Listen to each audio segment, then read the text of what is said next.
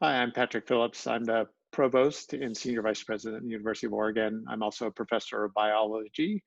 And I got to say that these have been a disheartening couple of months, and the events of the last, especially the last week, have been very hard on all of us. And it's very hard on our community. And I especially feel that we can't be together because of the COVID-19 crisis, and it's difficult to communicate. We can't hug each other. We can't be in shared spaces.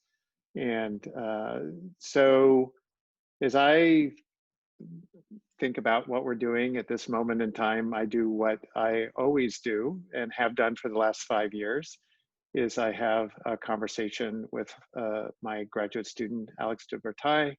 Alex has been a PhD student for 5 years, and she actually just defended her dissertation, and she's about to receive her diploma. So, Dr. Verteuil, I thought that it would be kind of interesting if we just recorded our conversation to see how we think about how we approach these kinds of things, and how we bridge the gap between faculty and students. And now I have this administrative role, and none of us is perfect in any of these things. We're all struggling to get through. So Alex, One of the things, thanks for agreeing to participate. Actually, could you just say a little bit about yourself before we dig right in, or dig right in? However, this is super casual, so we have nothing in mind. oh, of course, yeah. I mean, this is very normal for us. I mean, we've had plenty of meetings over the years about grad school and beyond. And I think one of the things that I really appreciate about the way that we approach things and even feelings is that we try to develop an action plan around how we can fix it. And a lot of times these are organizational meetings that start in our minds and through these conversations, and then can end up developing something that works out really well. So as Patrick said, my name is Alex De Verteuil, and I am a now officially Dr. De Verteuil. I am a geneticist, and I have been at the U of O for the past 5 years, and apart from my interest in my academic research, I'm also heavily engaged in science policy, and I'm very interested in community and outreach. And in my time at the U of O, and through collaboration with Patrick and his lab, I did develop a program that's called Students of Color Opportunities for Research Enrichment, to help basically be the change that we wanted to see in the research community, and to make it a more diverse and welcoming and inclusive environment. And one of the things that I feel conversations with Patrick, or our conversations, like what makes them useful, is that we're able to bounce ideas off about what we like, what kind of goal we want to reach, and then how we can do things to help get to that process. And I think that it's really helpful when we're able to share our perspectives. And so, of course, when this situation happened and I got a call from my mentor, it was again just like a really nice check-in moment, right? Like, this is very authentic to us and to our relationship, that something is happening, and I want to make sure that you're okay. I want to make sure that everybody's okay. And I think that it's important that we recognize that everybody's operating from a different sense of normal, right? What's normal for me every day is not normal for other people every day. And especially given the incidents that has happened in the last couple of weeks, I think that people oftentimes forget to be gracious. They oftentimes forget to be compassionate about what's going on in the world. And not just, there's so much, I feel like it's a tunnel view to this COVID-19, but race has always been an issue in America, and it will continue to be an issue. And it is something that people of color struggle with every day. It's not something new. It is now on this platform and happening at a time that is so vulnerable for everybody that it almost feels like it's so much worse. And I think it's important that we recognize that part of what is happening right now in our community is that people are grieving. People are sad. people are going through all of these emotions because they're having to wake up and try to find some peace with working from home or managing their kids and their family, and then also having to layer on top of that this fear that I just want to go out and maybe get some sunshine could be met with something else. And that's what we all need. We're all trying to develop these coping mechanisms to deal with the situation around us, and it can be really scary and concerning when other situations happen. And everybody grieves differently, and I think everybody has a right to do that. For some people, maybe protesting helps them feel like they are contributing and they're taking a stand and they're doing something, and so being active is really important to them.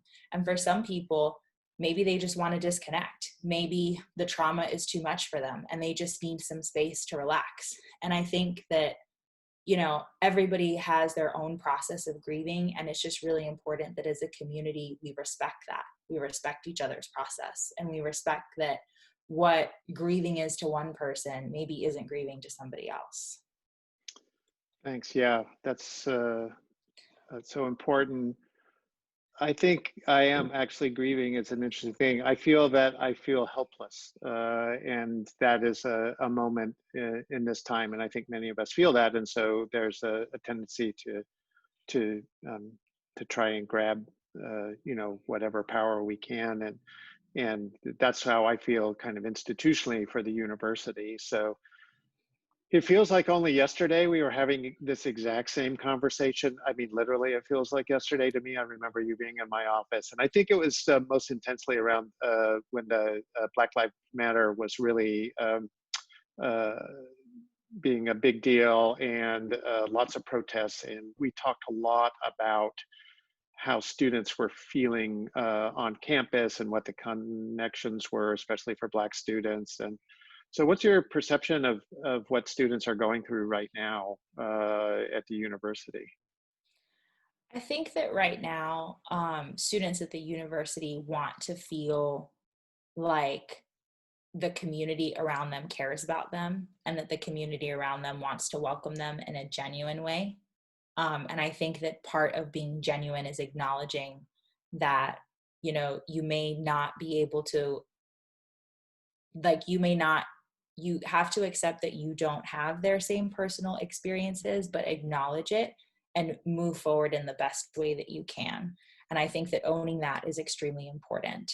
I think that it's important to recognize that an act of injustice to a person of a specific demographic has these radiating effects to people of that same group, and to understand that the issue, so racism itself is systemic, and the consequences of it ripple out towards communities. It's not just one individual. So I think it's really important to understand and have empathy for that.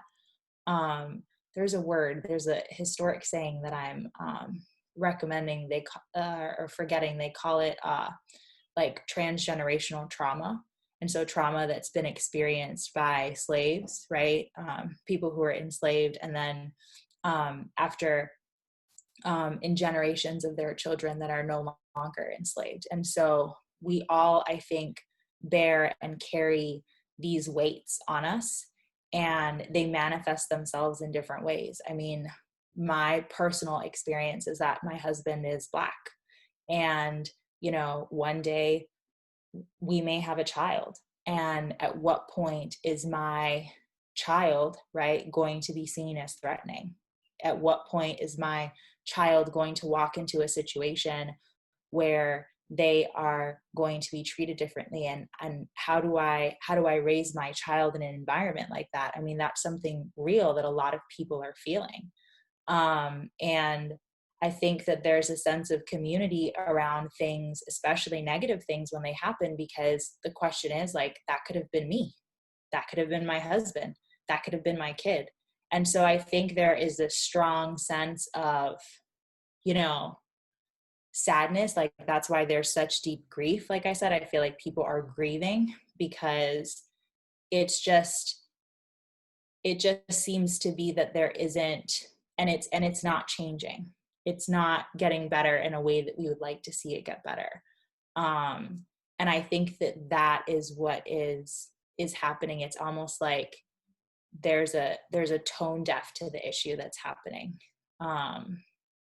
And so, yeah, I mean, I think it's important to acknowledge that fear for everybody is different, right? Maybe for some people that fear is in sending their kids to school. Maybe some people, their fear is in losing their jobs, right? And for us, maybe our fears are a combination of those things. And so I don't think that it's important. I don't think that it's worth it to cherry pick that one is worse or better than the other, but to have empathy for the fact that they're not completely separate, right? And they're not all together at the same time either. So that there are layers to it, I guess, is what I'm saying. So you told me something a little earlier today that I actually found quite disturbing. So you just moved to a new neighborhood. Yeah. Why don't you tell me your experience in Eugene, Oregon, Yeah. liberal bastion, well known throughout the United States. So why don't you tell me a little bit about your own personal feelings around your neighborhood? So great. My husband and I just moved to a brand new development, which is really cool, and we're really excited about it, off of Coburg. And from the time that we've moved here, there have been a series of break-ins in the area. So a couple people have gotten their cars broken into, and then more recently, we had somebody shoot a BB gun inside of our front windows, and this happened just last week. And so there are incidents like this, right, that could be completely unrelated to what's happening outside, right? Like it could have been something that there were kids and they were playing and there was a BB gun that was shot. It could have been something where people saw us in this neighborhood and maybe they don't like us, and so they did that, right? Like there are so many things that could be, right? And the reality is that we don't know what it was. And, I choose to believe that it may have had nothing to do with the situation, that it was just, it was just something that happens because things happen like that. But I guess what I'm trying to say is like, these are things that are happening, and they can be like, they can be worse if you allow them to.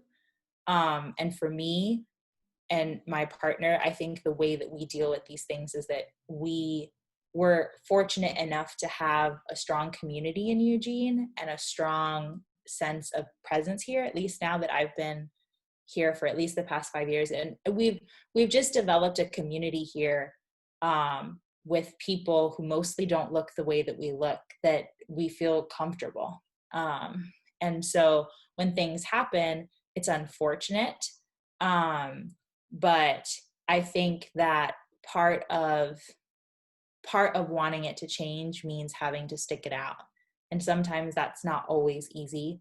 And sometimes that's not always for everyone. But if you run away every time something felt uncomfortable, I don't think that you would ever grow. And so that's my personal experience. But I also feel like hope is the opposite of fear. And I refuse to allow fear to take away my hope. And I choose to see the world for the beauty in it, and to recognize that there are some things that I may never understand, but my goal is that over time, what is actually beautiful about things will end up showing itself.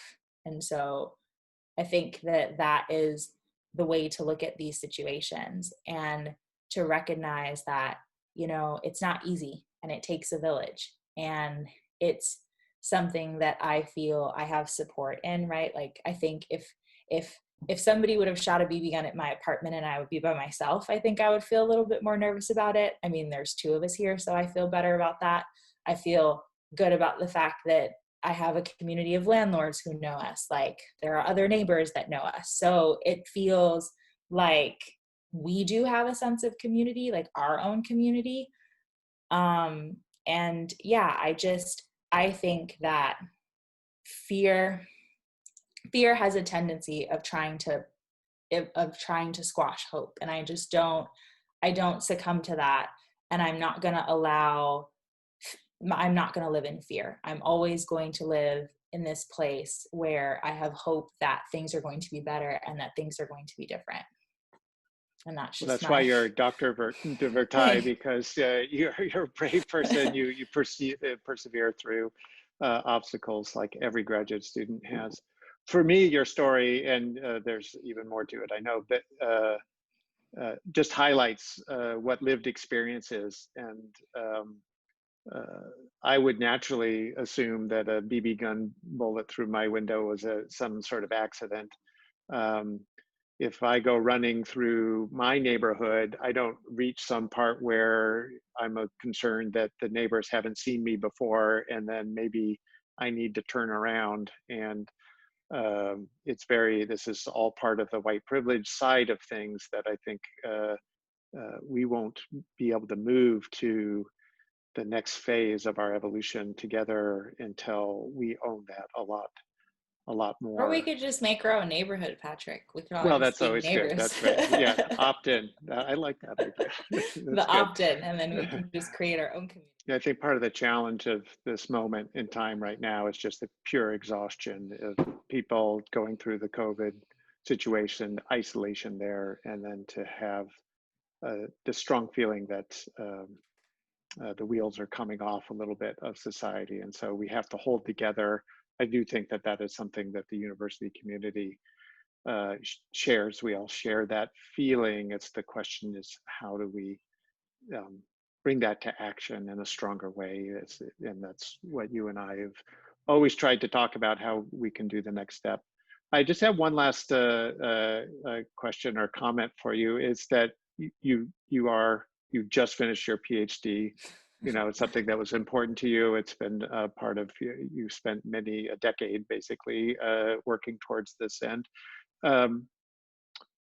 But imagine sophomore Alex, maybe even at the University of Oregon, at this moment in time. What Mm-hmm. does the fifth year just granted Dr. De Verteuil say to that individual?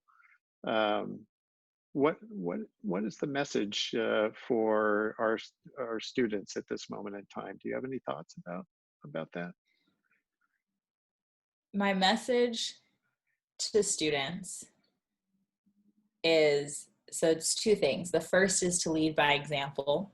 So I think that just by being there and showing up in this place, it's like, I can do it, you can do it too. I think there's a strong sense of that. And also, like, based on all of the things that you have already overcome to be in this space, there is no doubt that you can't do this too. And so really empowering my students, I think, is important, and to let them know that, like, I know that things are hard. Things are going to be hard. And I'm not here to sugarcoat them or to make them easier for you. But I am here to give you the tools to be able to overcome them. Because when you do, you will be a better person and a better scientist and a better person at whatever it is you decide to do because of it. We can't run away from the things that scare us. We can't run away from the things that are uncomfortable, because if we do that, then they won't change. And I think that that's important. It's important not to sugarcoat the things that are wrong, but to say, hey, this is what it is. This is what you're getting into. And these are the tools that we have provided and that we're able to provide. And let me know what I can do best for you, because what that looks like for one person may not be the same for somebody else. So That's terrific. There's a couple of things that when we've worked together, especially on diversity things, that you bring to the table that are impossible for me. First of all, I always acknowledge that I don't know what I'm talking about in these areas. And so it's so valuable to have that perspective. But you have actually this deep perspective, both from your own lived experience as well as your own experiences and in succeeding through this various pathway. But the thing that I most love about you is that you always keep it real, as they say. You always tell the students, you can say things from your own point of view that I can never say, both because I don't know them, and also it's inappropriate for me to say it. And so that's why we need leaders like you to be at the front of the classroom, um, to be able to say those things, because you have an authentic voice that I can't ever replicate. Thank you for that, Patrick. That's really nice. It's a Great. really nice introduction. It's always nice when your mentor, the person you look up to, says nice things about you. That's good. Great. Well, thanks. Thanks for this. I don't want it to go on too long, because the thought is that maybe some human in the world would actually watch this. I do hope that some of those will be students at the University of Oregon. Do know that we do care about you.